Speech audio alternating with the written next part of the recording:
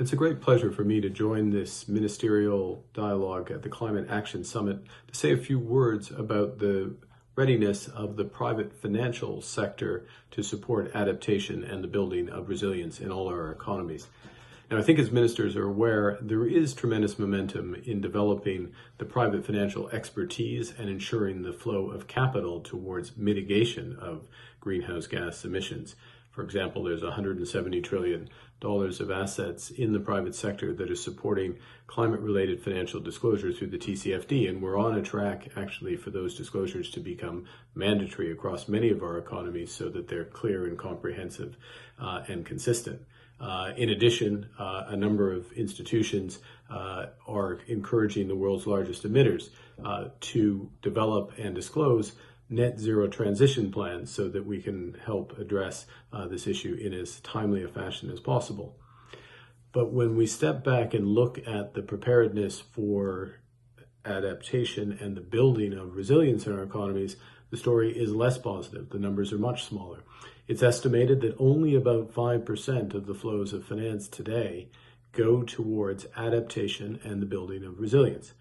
And that's why the COP26 presidency has made it a priority for developed countries and climate finance providers to substantially increase these investments.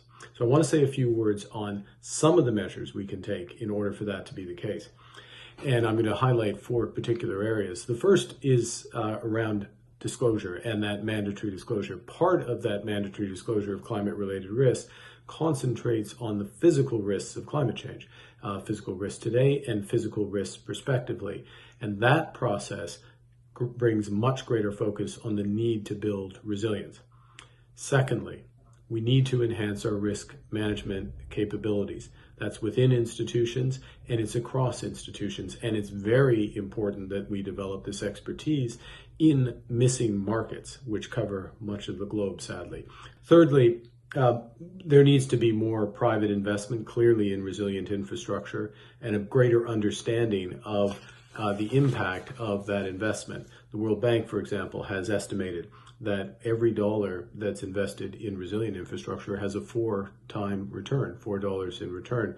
And the Coalition for Climate Resilient Investment is developing asset pricing models which help take this type of return more rigorously into account. And fourthly, we are going to need some new markets. Now, there is development underway of a voluntary market for carbon offsets. That principal focus is around mitigation. But importantly, that market creates the opportunity for co-benefits, and co-benefits being priced. Those co-benefits could include biodiversity, protection and enhancement of biodiversity, and very importantly, adaptation and resilience. So by building these markets out, we can more fully develop.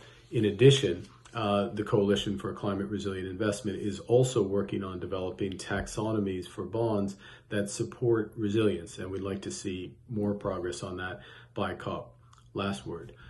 This very event, the platform that has been created at the ministerial level for the Climate Action Summit, is critical to have, first, the greater focus on these issues, secondly, to reinforce some of the initiatives that I've highlighted here, and very importantly, to develop further ones and accelerate the very important accelerate and deepen the very important, in fact, critical investment that we need in adaptation and resilience. Thank you very much.